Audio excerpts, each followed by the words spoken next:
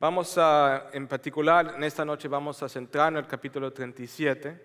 Si está usando una de nuestras Biblias, es la página 59. Estoy muy entusiasmado por esta serie. Es una de mis historias favoritas que me gusta hablar y discutir y predicar. Es sobre la vida de José. Si por favor tienen sus Biblias abiertas. La historia comienza ahí mismo en el capítulo 37 de Génesis.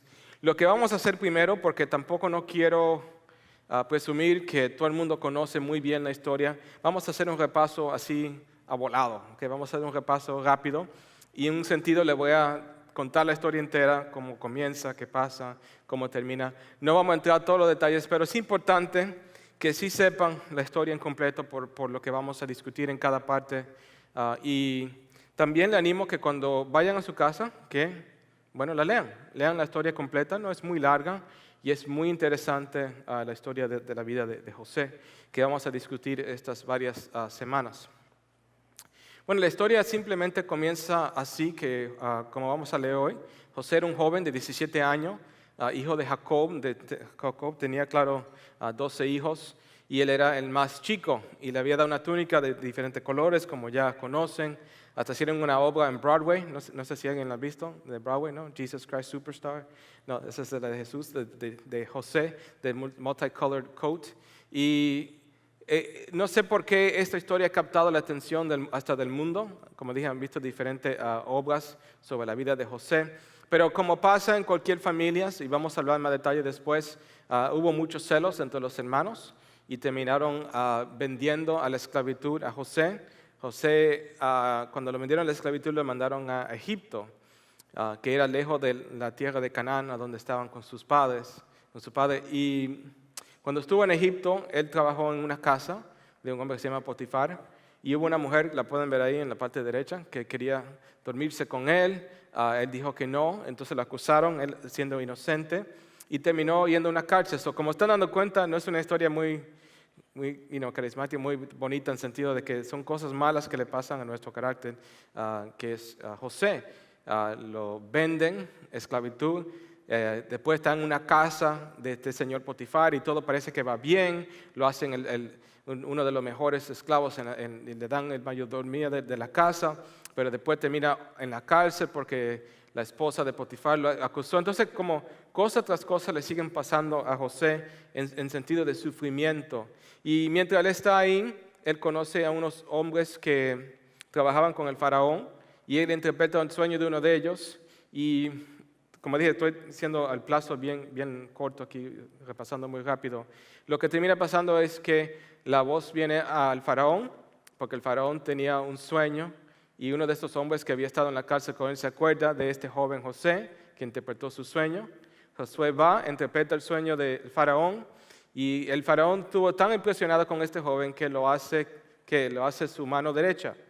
Prácticamente, la mano derecha del faraón es casi la estatura de faraón. Todo lo que José ahora mandaba era como que si faraón lo estaba diciendo. Hasta le dio un anillo, y ese anillo era el significado de que esta es la mano derecha de faraón.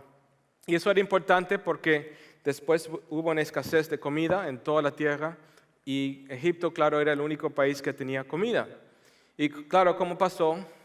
Los hermanos de José vinieron a buscar comida y no se dieron cuenta que este era José, porque ellos pensaron sin duda que él estaba muerto o no sabían qué le había pasado, como le habían vendido a esclavitud. Y no voy a entrar en muchos detalles ahorita porque es una de las mejores partes de la historia, pero termina siendo que él tiene una reconciliación con sus hermanos y le pide que todos vengan a vivir en Egipto. Y así termina el libro de Génesis. El libro de Génesis termina así con toda la familia de Jacob, que claro se llama Israel, viniendo a vivir en Egipto con todos sus hijos, y ahí crecen. Y esa es la parte que ayuda a nosotros a entender lo que comienza a pensar en Éxodos. Que pasan los hebreos tantos años y crecen 400 años bajo esclavitud. Hicimos un repaso bien rápido. Es como un estudio rapidísimo esta noche. Ya todos se pueden ir contentos, ¿no? Ya les dije la historia, ya no tienen que quedarse aquí sentados. Pero vamos a centrarnos en particular esta noche en el principio de la historia, que tiene que ver con una familia disfuncional, una familia que sin duda es tiene muchos problemas. Vamos a comenzar leyendo juntos en el capítulo 37, a ver qué está pasando en esta familia, el comienzo de la historia, para que pasen estas cosas malas a José. Dice así la palabra de Dios. Jacob se estableció en la tierra de Canaán, donde su padre había residido como extranjero. Esta es la historia de Jacob y su familia. Cuando José tenía 17 años, apacentaba el rebaño junto a sus hermanos, los hijos de Bilha y Zilpa, que eran concubinas de su padre. El joven José solía informar a su padre de la mala fama que tenían esos hermanos suyos. Y quiero parar ahí un momento. Imagínense, yo me imagino que si ustedes tienen hermanos o hermanas, ¿cuánto les gustaba a ustedes cuando su hermano chico venía y decía la mala noticia? Me imagino que a todos le encantaba, ¿no? Que el chiquito venía y decía que, mira lo que estaba haciendo aquel. ¿Y qué pasaba? Venían los padres y la madre decían, estabas haciendo eso de verdad. Y caía el castigo sobre ti y no sobre el chico. ¿Y qué pasaba? Ya no te gustaba tu hermano o tu hermana, ¿no? Porque vinieron a dar mal reporte. Y eso es lo que está pasando aquí. En el hebreo dice posiblemente que el mal reporte era de sus hermanos que eran, si se dieron cuenta, de las concubinas. No fue de su hermano que viene de la misma madre que es Benjamín. Y no tenemos mucho tiempo para ese detalle esta noche, pero para que vean que desde el principio de la historia hay semillas de problemas, ¿okay?, entre los hermanos. Versículo 3. Israel amaba a José más que a sus otros hijos porque lo había tenido en su vejez. Por eso mandó que le confeccionaran una túnica especial de mangas largas. Viendo sus hermanos que su padre amaba más a José que a ellos, comenzaron a odiarlo y ni siquiera lo saludaban. ¿Sabes que y mucho se ha hecho sobre esta túnica? Como dije, creo que en los 70s había una obra que duró por mucho tiempo en Broadway de José y su túnica, que era muy bonita. La túnica, ese detalle sí es importante porque, como ustedes se imaginan, la gente en esos tiempos, la ropa era muy típica, no tenía muchos colores, era más útil que otra cosa. Entonces las personas que tenían dinero eran las personas que tenían ropas con colores y más ornamentos. Regularmente una túnica como la que recibe José se reserva para alguien que es un príncipe, en otra palabra. Es algo reservado para alguien que, y este es un detalle muy importante si están tomando su nota, es algo reservado para alguien que va a recibir la herencia. En otra palabra, y están viendo el problema. Si tú eres un hermano que eres mayor y él tiene 11 hermanos mayores, el papá le está dando la túnica y está diciendo ¿qué? A este prácticamente le voy a dar la herencia. Él es el príncipe de la casa, ¿no? El que manda, el chiquito. ¿Cuántos de ustedes son eran el chiquito de la casa, el que manda? El que mamá y papá le amaban. No podía hacer nada malo. No, todos sonríen. No, puede destruir la casa y dicen, ay, qué bonito. Ese es José. Eso es lo que está pasando aquí. Hay unos celos y hay unos problemas, una dinámica increíble en esta familia. Versículo 5. Cierto día José tuvo un sueño y cuando se lo contó a sus hermanos, estos les tuvieron más odio todavía. Paren ahí un momento, espero que están viendo un progreso, ¿no? Esta es una historia escrita muy inteligente. Primeramente, no nos dice nada más dice que José dio un mal reporte. Pero es obvio porque todos nosotros tenemos, si tenemos hermanos o hermanas, sabemos que comenzamos a tener posiblemente un rencor, ¿no? Y después de ese rencor, un odio. Y ella dice que un más odio. Las cosas se están poniendo peor ahora con este sueño. Versículo 6. Pues le dijo, pues présteme atención que les voy a contar lo que he soñado. Resulta que estábamos todos nosotros en el campo atando gavillas. De pronto mi gavilla se levantó y quedó erguida, mientras que las de ustedes se juntaron alrededor de la mía y le hicieron reverencias. Sus hermanos replicaron, ¿de veras crees que vas a reinar sobre nosotros y que nos vas a someter? Y lo odiaron aún más por los sueños que les contaba. Después, José tuvo otro sueño y se le contó a sus hermanos, les dijo, tuve otro sueño en el que veía que el sol, la luna y 11 estrellas me hacían reverencias. Cuando se lo contó a su padre y a sus hermanos, su padre le reprendió, ¿qué quieres decirnos? Que en este sueño que has tenido, le preguntó, ¿acaso tu madre, tus hermanos y yo vendremos a hacerte reverencias? Sus hermanos le tenían envidia, pero su padre meditaba en todo esto. Y ahí para por un momento la historia. Y pienso que es muy interesante que regularmente, déjeme decirle, por ejemplo, cuando alguien va a decir una historia, es bueno poner las cosas en tres. Es como cuando hay un chiste, ¿no? Un chiste regularmente, la primera parte, algo pasa, la segunda vez algo pasa. Ya para la tercera vez tú estás esperando el chiste, ¿no? La broma que va a pasar. Regularmente cuando se toca una historia, se presenta en tres partes, pero aquí en la cuarta parte no tenemos la misma palabra de que había odio entre los hermanos. La Biblia usa la palabra de ¿qué? De envidia. Y la envidia es interesante porque, como hablamos un poco cuando estamos haciendo la serie sobre los 10 mandamientos, es algo que nada más Dios lo está viendo. ¿Okay? Y claro, el odio, me imagino que posiblemente lo tenían adentro, pero el odio sale, se expresa, se ve en la cara, en las emociones, pero la envidia está así creciendo como una leña adentro de estos hermanos. Y es como que si el escritor no quiere dejar saber que aquí está la raíz del problema. Un celo que ha comenzado y se ha vuelto un problema serio en una familia que está totalmente disfuncional. Y lamentablemente eso es lo que pasa, nos está enseñando la Biblia, que la raíz de los problemas que le van a pasar a José y lo que está pasando viene de esta familia disfuncional. Como hablamos un poco, acabamos de tener esta conferencia de matrimonio, hablamos un poco sobre los padres y los hijos y la importancia de tener un hogar centrado en Dios. Y siguiendo lo que dice la Biblia, porque es muy fácil caer en este mismo problema como tuvo Jacob, comenzando a preferir uno sobre el otro, mandando al otro decir reportes sobre los más mayores. Recientemente el pastor amigo de nosotros estuvo en una conferencia, en una reunión, y en esa reunión hubo un juez. Y las varias personas comenzaron a hablar con este juez y hacerle preguntas, porque este juez era un juez de jueces. ¿Okay? Ella supervisa un distrito y hay varios jueces que le responden a ella. Entonces una persona ya con gran estatura. Y comienzan a preguntarle a ella de todos los problemas que ven en la sociedad, los homicidios, las personas robando, tantas malas cosas que pasan en nuestra sociedad. Y le preguntan a ella, díganos, ¿cuál usted piensa, viendo todos estos casos, ya siendo un juez por mucho tiempo, siendo juez de juez, cuál usted piensa que es el problema que está pasando en nuestra sociedad? Y sabe lo que ella dijo, es muy interesante, nos dijo nuestro pastor, dijo, la respuesta de ella era la familia, las familias quebrantadas.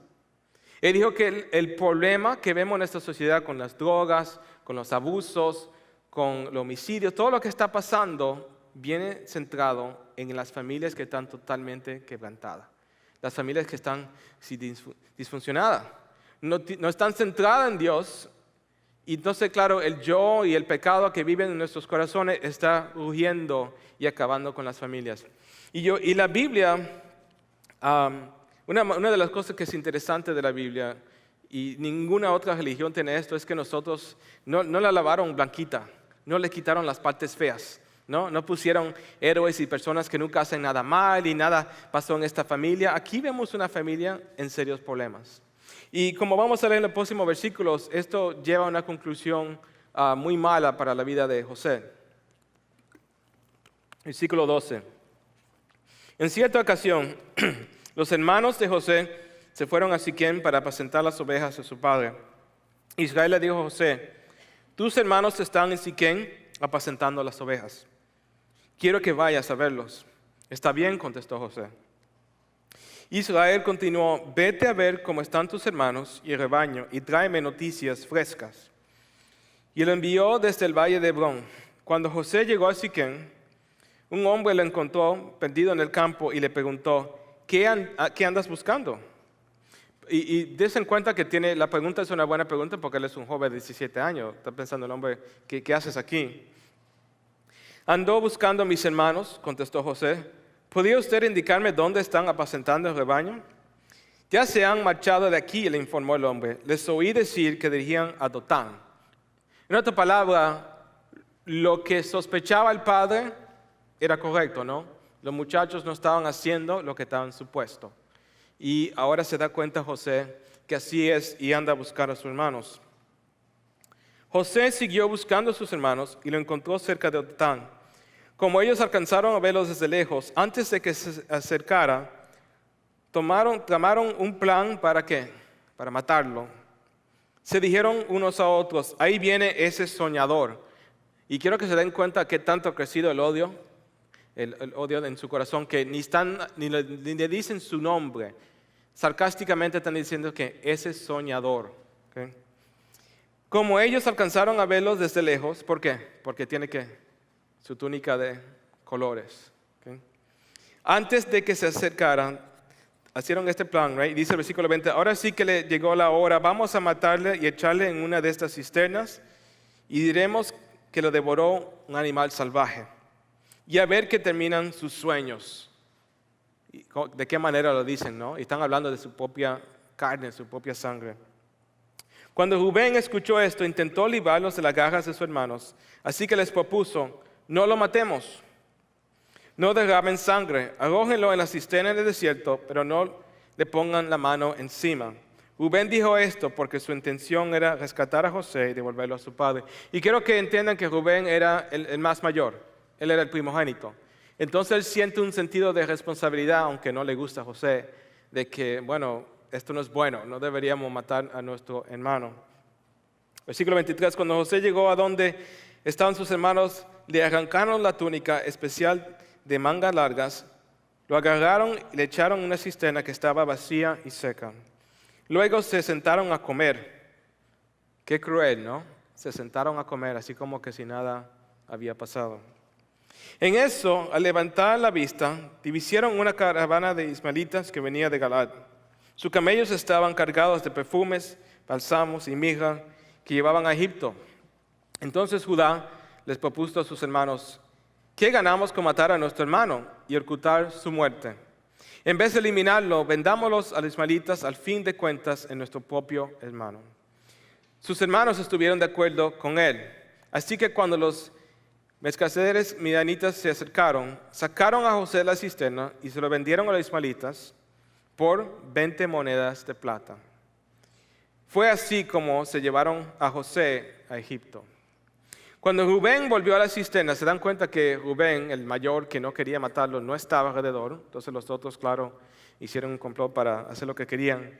Cuando Rubén volvió a la cisterna y José ya no estaba allí, se rasgó las vestiduras en señal de duelo. Regresó entonces a donde estaban sus hermanos y le reclamó, ya no está ese mocoso, ¿y ahora qué hago? Enseguida los hermanos tomaron la túnica especial de José, degollaron un cabrito y con la sangre empaparon la túnica. Luego la mandaron a su padre con el siguiente mensaje, y noten el mensaje tan seco, tan frío que dicen los hermanos. Encontramos esto, fíjate bien si o no la túnica de tu hijo. ¿Se dan cuenta que es tan frío? Ni llaman el hermano por nombre. Y el detalle nos da cuenta de que la túnica estaba tan cubierta en sangre, o la cubrieron tanto en sangre, que era para identificarla. Como que si uno fuera a encontrar un cuerpo y tuviera que ver los dientes, o identificar los ojos, o la nariz, porque no parece. Tan cruel fue lo que han hecho los hermanos contra su propio padre, que tiene que examinar esta túnica. En cuanto Jacob la reconoció, exclamó, sí, es la túnica de mi hijo. Seguro que un animal salvaje se lo devoró y lo hizo pedazos. Y Jacob se rasgó las vestiduras y se vistió de luto, y por mucho tiempo hizo duelo por su hijo. Todos sus hijos y sus hijas intentaban calmarlo, pero él no se dejaba consolar, sino que decía, no, guardaré el luto hasta que descienda al sepulcro para reunirme con mi hijo. Así que Jacob siguió llorando la muerte de José. En Egipto, los madianitas lo vendieron a un tal Potifar, funcionario del faraón y el capitán de la guardia. Y ahí vamos a parar esta noche. Es una mala introducción, quédense calmados ahí. Todavía nos falta como 30, 40 minutos. ¿No? Ok. Y teníamos que leer todo esto. Es muy importante para lo que vamos a discutir esta noche, que esta es una familia que no es nuevo lo que está pasando aquí. Hay un problema disfuncional del pecado que tiene raíz. Y quiero que vean algo interesante y tuvieran que ir después y leer unos capítulos anteriores sobre la vida de Jacob. Jacob, claro, es el papá de la familia. Y es interesante los paralelos entre la vida de Jacob y las cosas que le pasan a José. Es increíble los paralelos. Jacob, si no saben, tenía un hermano que se llamaba ¿qué? Esaú. Y él engañó a su padre, engañó a su hermano y se robó ¿qué? Lo que era el primogénito, ¿no? Lo mismo pasa con José. Hubo un engaño por sus hermanos. Jacob decepcionó a su padre. ¿Qué pasó? Los hermanos de José decepcionaron a su padre. Jacob mató un cabrito para ganar la primogenitud. ¿No era así? Hizo una comida. ¿Y qué pasó aquí? Mataron un cabrito para cubrir el problema, el pecado. Separado de su hermano por 20 años. Y después, si hacen la matemática, es lo mismo con José. José pasa 20 años sin ver su familia, porque él lo pasa afuera en Egipto. Reconciliado al fin con su hermano Esaú, Jacob, y al fin, como le dije a ustedes, José también fue reconciliado con sus hermanos. Y es increíble porque, lean la Biblia, hermanos, porque es una maravilla, especialmente el libro de Génesis. Los escritores están haciendo algo increíble aquí. Ellos nos están dando una historia de esta familia. Es como que los pecados del padre están volviendo al hijo. Los mismos problemas, ¿no? Los mismos problemas de traición, decepción, celos, odio, pecado, cosas increíbles se están repitiendo ahora en la vida de los hijos de Jacob. Y la ironía es esta, ¿qué? Que el que engañó, ahora lo están engañando. Y es increíble lo que está pasando aquí. Pero Dios, hermanos, tiene un propósito con todo esto. Porque la historia de José es diferente. Porque en este capítulo, la historia de José tiene algo que tiene sueños. Y vemos muchas veces en el Antiguo Testamento que sueños es una manera de Dios hablar con su pueblo. Es Dios hablar con sus escogidos. Y si se dieron cuenta cuando leímos y vino José a dar el reporte, aunque Jacob no le gustó, dice la palabra así, pero su padre meditaba en todo esto. Es como que si hay algo en el cerebro de Jacob que dice, puede ser que algo esté pasando aquí.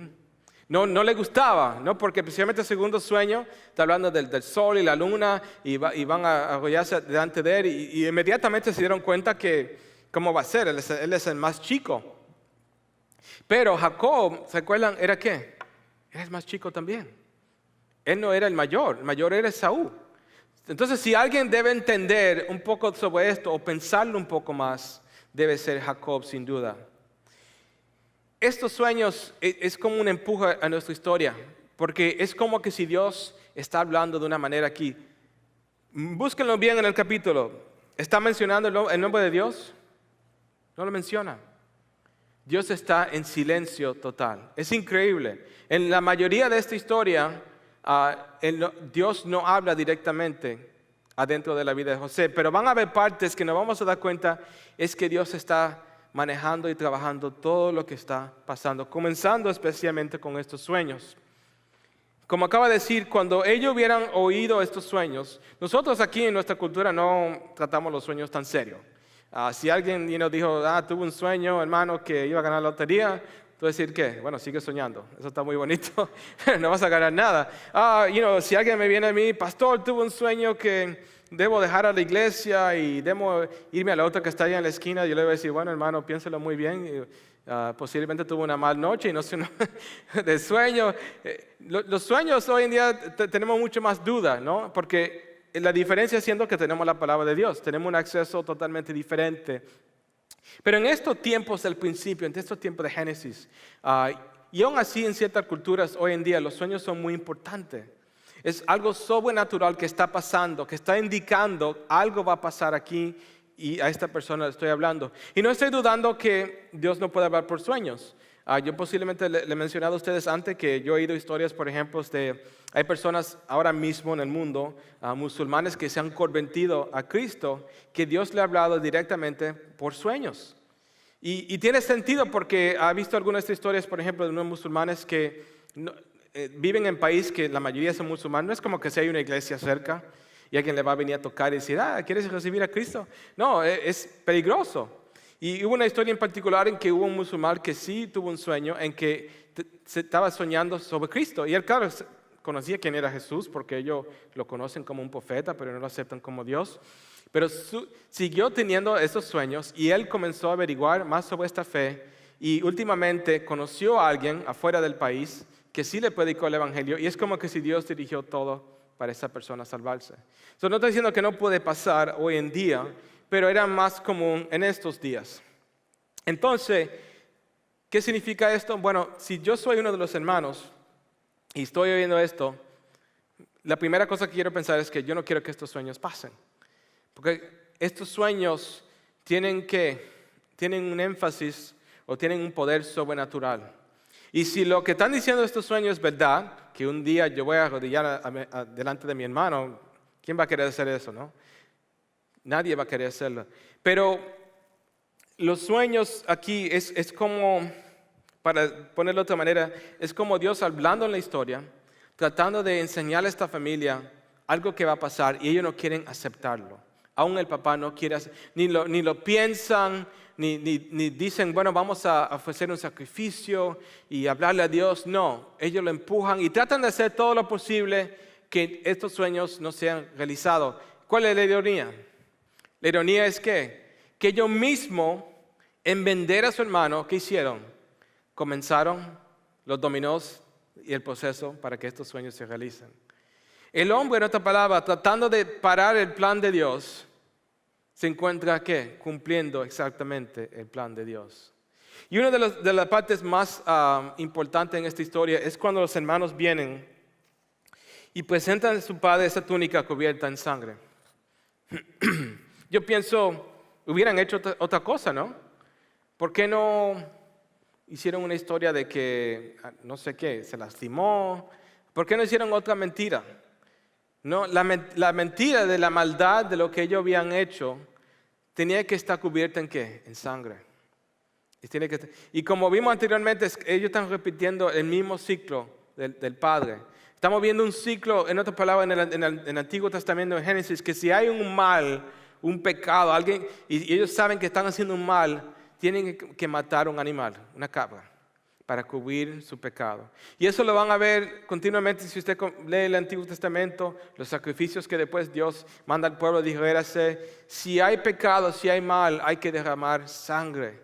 Pero lastimablemente ellos están tratando de hacerlo ¿qué? Con sus propios esfuerzos, por sus propias manos. Y ese sacrificio no iba a ser suficiente. Dios tenía algo mejor planeado para ellos de lo que ellos estaban pensando, si me están siguiendo. Ellos están poniendo su mano en un plan, esto es lo que vamos a hacer, esto es lo que va a pasar, y no es así como Dios va a cumplir. Ese sacrificio que ellos estaban haciendo nunca iba a ser suficiente. Ese sacrificio al revés está apuntando a un sacrificio final que va a ser Cristo. Cristo, cuando murió por nosotros en la cruz y derramó su sangre, era el último cordero. Era la última derramamiento de sangre que se necesitaba para totalmente cubrir una multitud de pecados. La palabra de Dios dice en Romanos 3:25, Dios lo ofreció como un sacrificio de expiación que se recibe por la fe en su sangre, para así demostrar su justicia.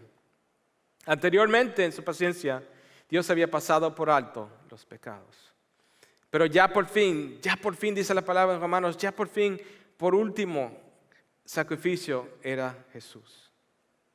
Esta familia no estaba viendo el plan de Dios. Era una familia que en disfunción, como acabamos de leer, una familia en pecado, en problema, y ellos tratando de, en otras palabras, sin dándose cuenta, están peleando con Dios y los planes de Dios.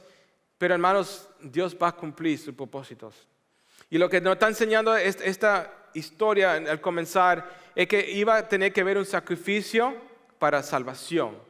Es lo que vimos, ¿no? José va a sufrir en Egipto. Ya tuvo una cisterna, después va a estar en la cárcel, va a ser inocente, va a pasar años sufriendo, pero últimamente va a llegar a una posición que va a salvar a todos. Y esa historia es un reflejo en realidad de lo que vemos que en Jesús. Porque el paralelo entre José y su padre es increíble, pero el paralelo entre José y Jesús es también increíble. José fue traicionado, Jesús fue traicionado. José le quitaron su ropa, ¿qué pasó con Jesús? Le quitaron su ropa. A José lo rechazaron, a Jesús lo rechazaron. José sufrió para que hubiera salvación, Jesús, claro, sufrió por nosotros para salvación. José fue acusado siendo inocente, lo mismo pasó con nuestro Señor. José salvó a Israel, Jesús salvó el mundo entero. Es increíble lo que está pasando aquí. Es como que, aunque Dios no está hablando directamente, Dios sí está hablando. Y Él está apuntando a una salvación que aún ellos, claro, no entienden. Nosotros sí podemos, porque tenemos la Biblia completa. Pero Dios está trabajando aquí para salvar a Israel.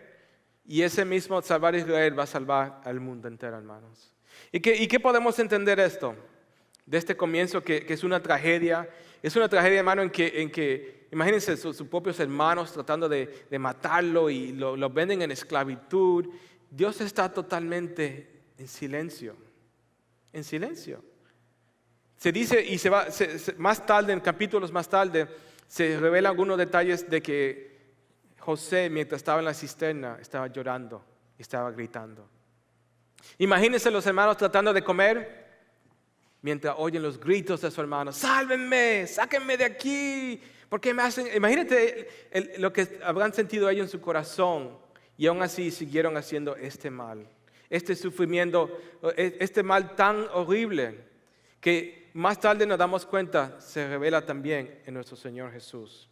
Y ¿sabe qué veo en esta historia, hermano? Veo que Dios, cuando está trabajando y comienza su voluntad, ningún hombre lo puede parar, hermanos.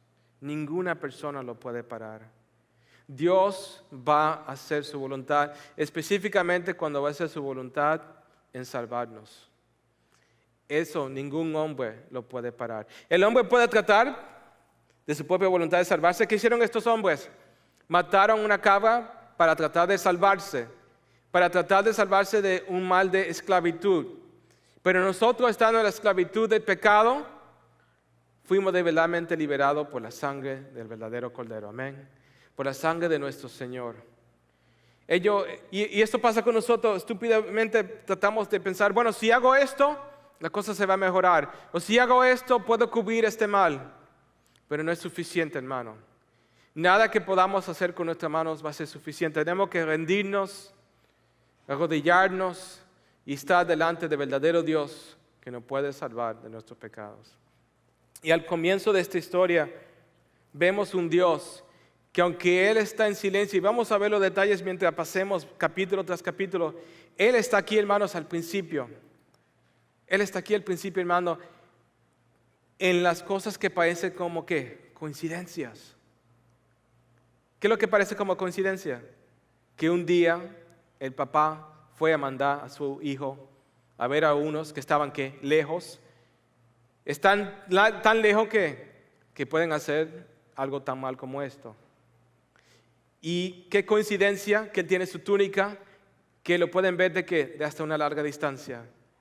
Y qué coincidencia que Rubén tuvo la conciencia de salvarle la vida. Y qué coincidencia que en ese momento vinieron unos hombres para venderlo a esclavitud. Qué cosas increíbles, qué detalles tan increíbles, ¿no?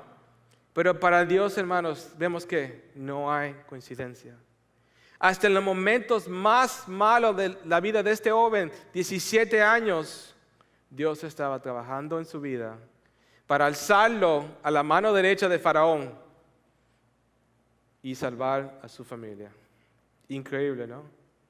Increíble lo que no podemos nosotros ver, pero tenemos que confiar en Dios. La historia nos dice más tarde que aunque todas estas cosas le pasaron a José, él nunca perdió su fe en Dios. Él todavía confiaba en Dios. Y en estas semanas, si siguen con nosotros, vamos a ver más sobre ese detalle de cómo José persevera en medio de este sufrimiento. Oremos.